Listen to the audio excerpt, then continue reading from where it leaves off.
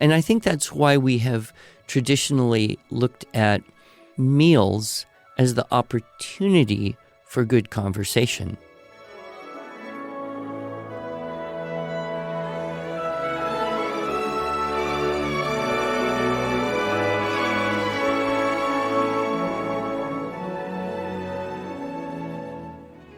Hello, and welcome to the Arts of Language podcast with Andrew Pudewa, founder of the Institute for Excellence in Writing, or as many like to say, IEW.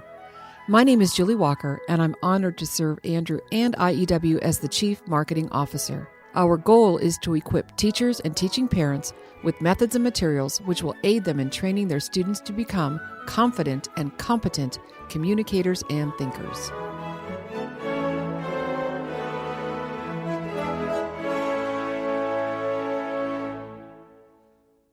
Our topic today, Andrew, is family time eating together. Because apparently there's a national day of this, and today's that day. Really? Yes. I didn't know that. Well, and usually they come up with a national day of doing something either to promote some product. Right. You know, National Avocado Day. I don't know when that is. It's probably On May 5th. maybe Family Eating Together Day. Well, maybe it is because You never know. Yes, it could be, but I think in this case they're recognizing whoever they is. Who is they? They are recognizing that fewer and fewer families actually take the time to eat together today. You know who's recognizing this? Teachers in schools. Yes. They're noticing that the children are just not getting much quality time at home. Yes. And in a way, it's understandable because parents are working very hard.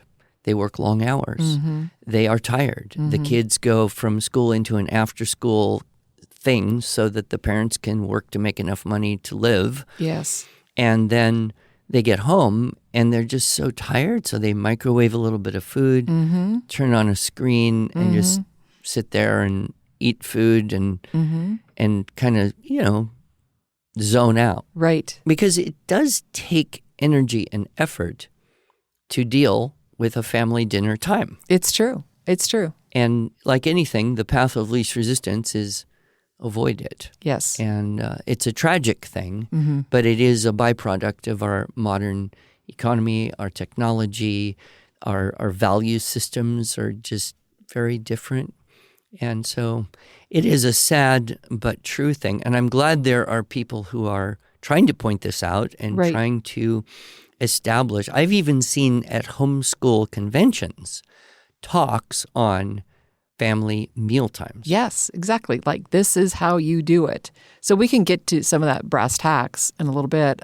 I know that as you were raising your children, you advocated this. You talk about this sometimes in your talks and here on our podcast. Of course, my husband and I, we definitely had family time around the table. And how do you do that when you're a homeschooling mom and working? Because I was a working homeschooling mom. And my husband, of course, worked. And how do we fit in mealtime, especially when I was feeding 3 very hungry teenage boys and busy. We were all very busy, but yet family time was very important to us. But before we get into some of the nitty-gritty and how maybe you can share some tips on how you made that happen in your home and how I made this happen in our home, we can talk about 4 benefits of eating together. All right? So eating together encourages healthier eating habits. Well, I think one of the tendencies of adults who are eating with children, I'll include all adults because it could be aunts, uncles, grandparents, friends, but mostly parents, is to establish some good habits, such as use your fork, chew with your mouth closed, Yes. don't talk while you're eating, and you have to have a little bit of everything. Those types of rules are really fundamental for etiquette later in life when it matters. Yes. Yes. You're eating with a person you'd like to have a friendship with, or maybe a person of the opposite sex you would like to have a relationship with, Right, or right.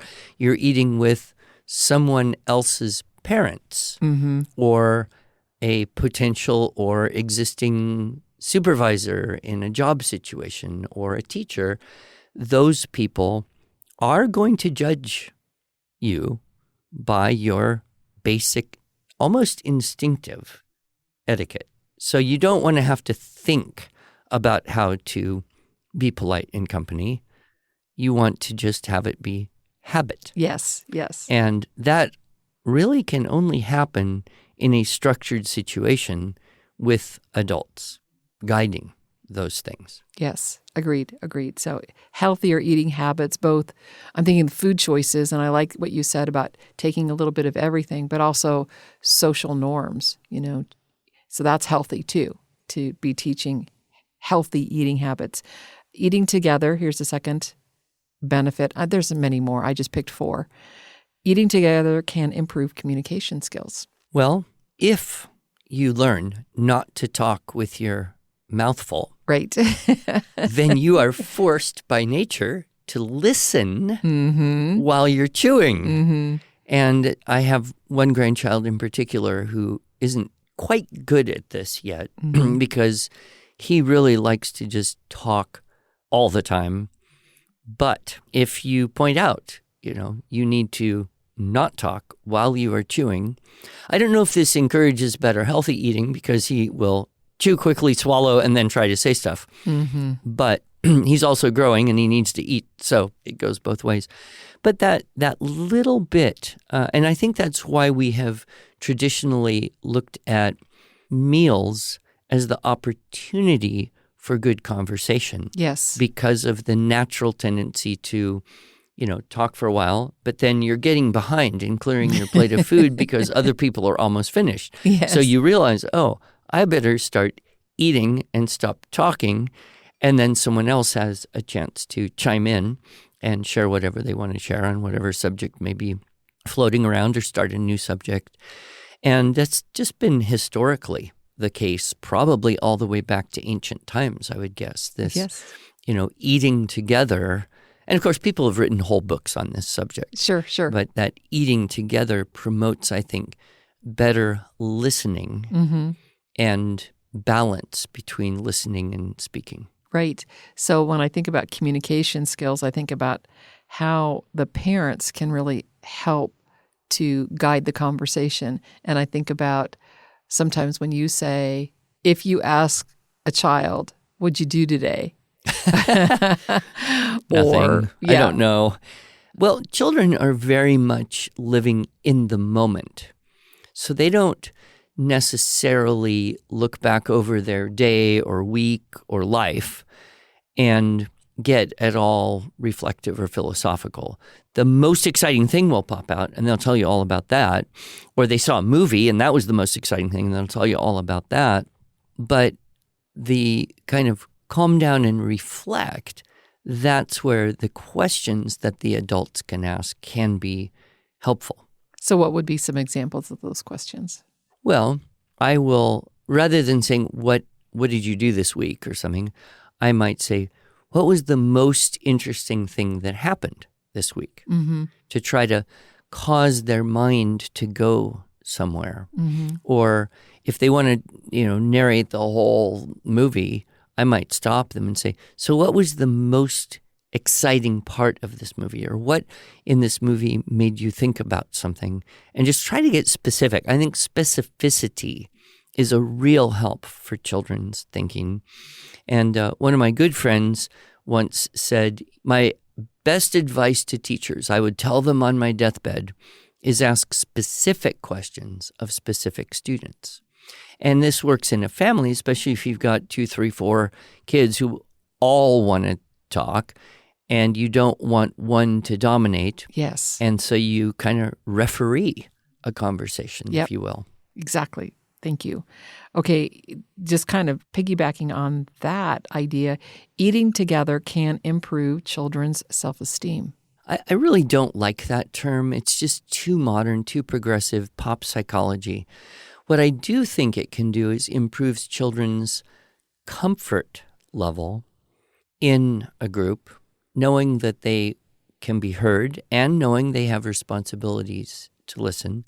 If they're comfortability improves, their confidence improves. Yes. And I fear that when people use this self-esteem, they kind of fall into this cheerleading a kid and by telling them how good and great they are. Where really what you want to do is build confidence, whether it's in conversation or writing or knowing how to do household tasks or chores. Most families will try to have the kids participate in the preparation of the meal, whether it's something really simple like put the forks and the napkins on the table. Right. Or you get to help chop the vegetables for the stir fry. Mm-hmm.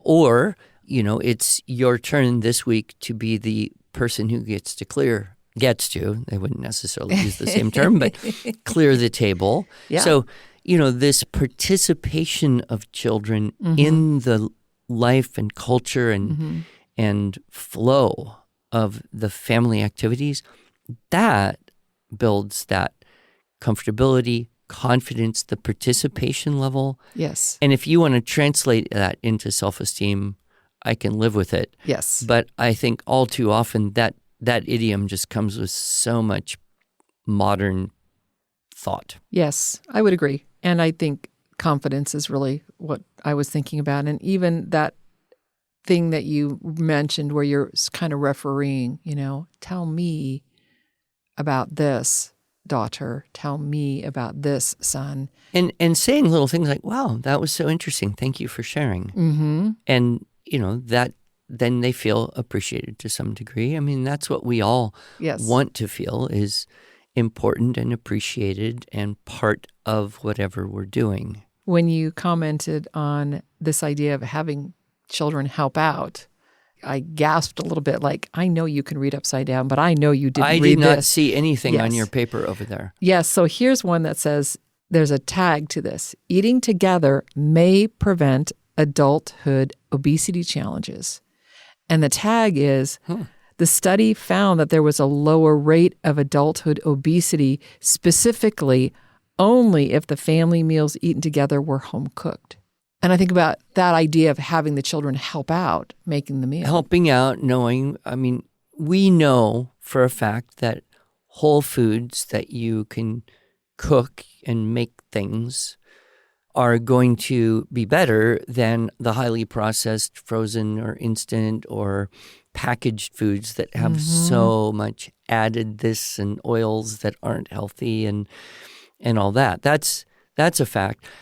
Probably the number one predictor of adults who do cook their own food is going to be involvement in preparing food at home for the family. Yep. I think that's got to be the number one predictor. And I know I had to cook dinner twice a week because my mother was teaching music.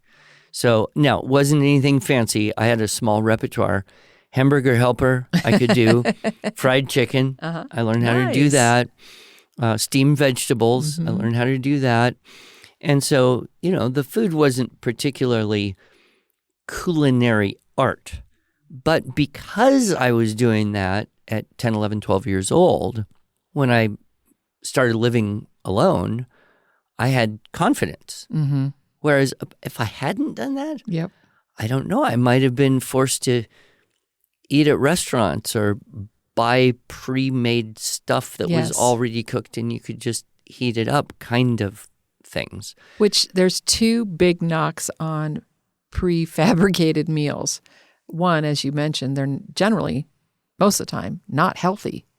Secondly, they're also very expensive. You're wasting a lot of money. And I know a lot of 20-somethings who spend way more on restaurants because of DoorDash and Uber Eats. Yes. And so, I don't feel like cooking. Well, let's just order up from P.F. Chang's. Right. Wow. And then you're paying the price of the food, which is way more than the ingredients would cost you. Oh, yeah. You're paying for the delivery.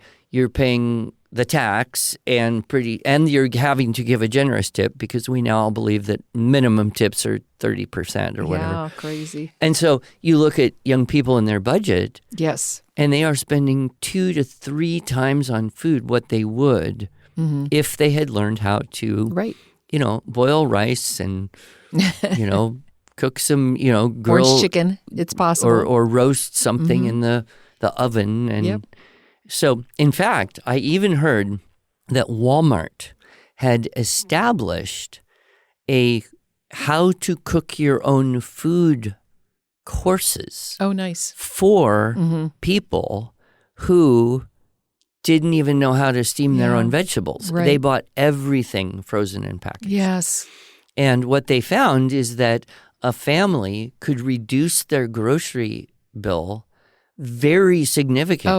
Oh, sure. By learning to cook their own food. So this was aimed at lower income families who are the most likely to not know how to do it. Right. And the most stressed by the cost of food. Yep. So, I think it's very important. In fact, I would, as you know, love if some point we could do a food and nutrition based writing lessons book and get some of that, right in there. Yep. So these next few facts that I'm going to share, you're going to love this, Andrew, because it in some ways mirrors what you talk about in the Cultivating Language Arts preschool through high school. Oh, really? And okay. These are the cooking at home, why this is helpful to the various ages and what you could have them help you with. So babies and toddlers, why is it important to cook with your babies and toddlers? Because you need extra cleaning of the floors to do penance for your sins? I don't know. I guess. How do you cook with babies and toddlers? You'll love this, Andrew. All right, let's hear. Now, there aren't a lot of ways for babies to help in the kitchen at this age. They are just a baby after all, but being in the kitchen with you can still be beneficial. Since the baby is already in their high chair while you're cooking, try to make time in your kitchen a learning experience. So they're smelling, it's all those senses that they're in the middle of it. If you've got one of those little stand-up things where the young child can, this is a toddler thing mostly, but they can stand up in a thing that holds them in one place next to you while you're chopping things or whatever. Yep. And I think a lot of mothers will instinctively just kind of narrate to that young child that was one of the points by what explaining they're doing, and talking. thus building the vocabulary of a specific area of experience. Wouldn't happen if the baby was, back in the other room watching a screen keeping out of mom's hair. Right, exactly. The next one was preschoolers and little things like, as you say, setting the table. My daughter-in-law taught my granddaughter how to crack an egg way before I thought was reasonable. Oh. And she could do it? She could do it. Oh. She could do it now. And now she's 7 and she will insist on cracking eggs. Well, and she does a pretty good job. We got these plastic knives that you could not possibly cut yourself with. Right. But they are serrated and dull, but serrated. And so you can actually cut certain softer types of fruits and vegetables. Yep. And boy, the 4-year-old will stand there and decimate your broccoli with this thing. Yeah, they'll love that. And I love that because they're at that age where they want to help. If you start them young, they'll want to do it. Yeah. So school age, this is where I suppose it's appropriate to crack an egg, preheat the oven, stir the sauce, a lot of stirring you can do because they're older and they know that stove is hot. Don't get too close. Sift flour, use a rolling pin. The crazy thing is when's the last time, Andrew, you made a pie crust from scratch using a rolling pin? Yeah, I don't actually eat things like that, but but this reminds me of a very cute thing I heard once. So it was a father talking about letting his very young son help him mow the lawn. Okay. And he said, it would be much easier if I just did it myself. Absolutely. Faster, would look better, but he's getting the chance of doing it with the supervision, the safety, the guidance. And he compared it kind of like the way God works with us. And I thought this was sweet because, God could do everything without us, and it would be better, right? Easier. but God lets us participate in a super messy way in bringing things into existence because he loves us and wants us to grow up. Yep. And after I read that, it kind of changed. It was many, many years ago. It kind of changed my attitude about letting kids slow you down by helping, quote, with air quotes, helping you. It's not really help in an objective sense, but for them, it's life. When I was in the throes of homeschooling and working and trying to provide a clean house and well-behaved kids, because that's what I always wanted in life, I stumbled upon this idea of once a month cooking. Oh, yeah. And you do this. And I still do this. Yeah. And sometimes it's almost an obsession.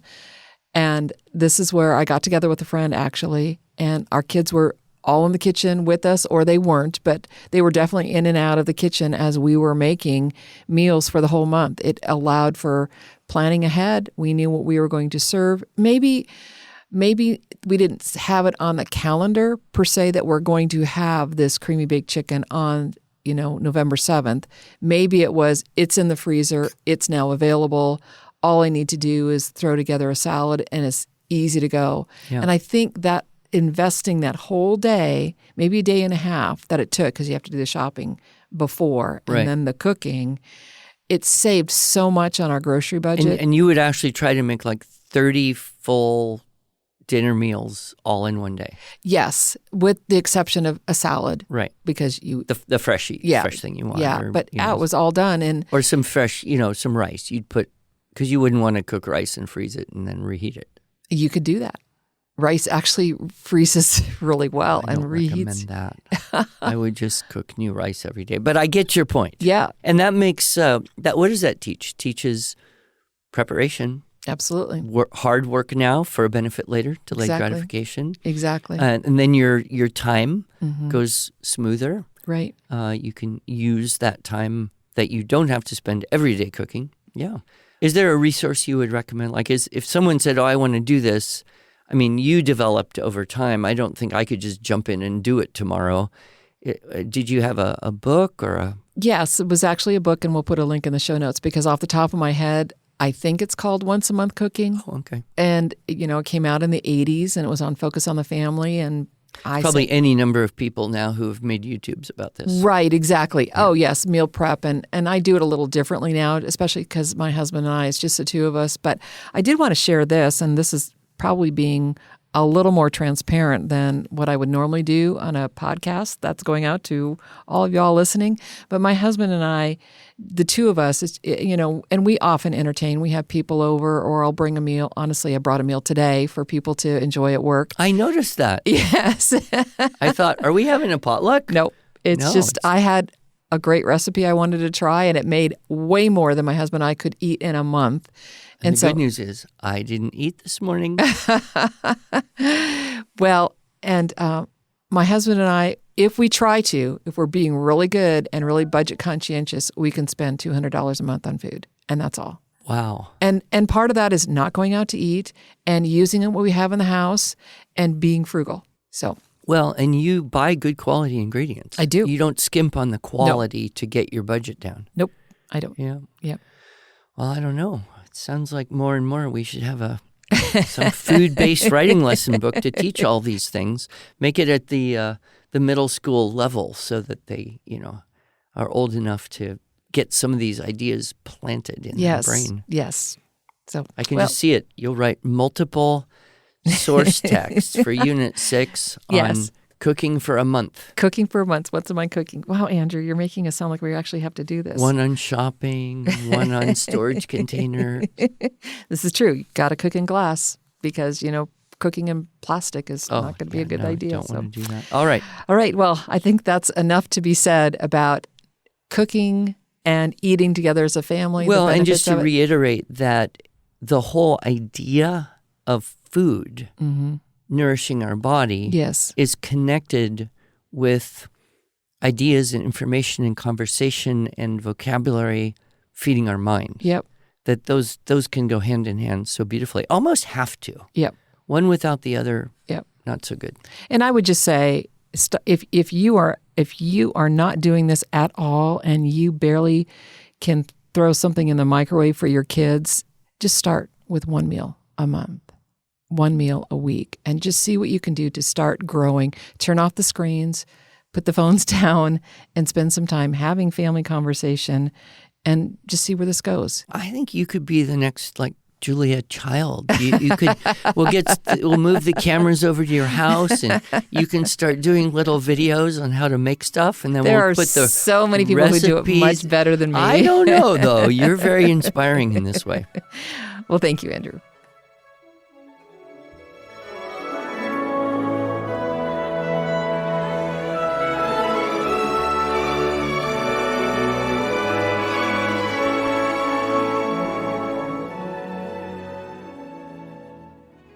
Thanks so much for joining us. If you enjoyed this episode and want to hear more, please subscribe to our podcast in iTunes, Stitcher, or Spotify, or just visit us each week at iew.com/podcasts. Here you can also find show notes and relevant links from today's broadcast. One last thing, would you mind going to iTunes to rate and review our podcast? This really helps other smart, caring listeners like you find us. Thanks so much.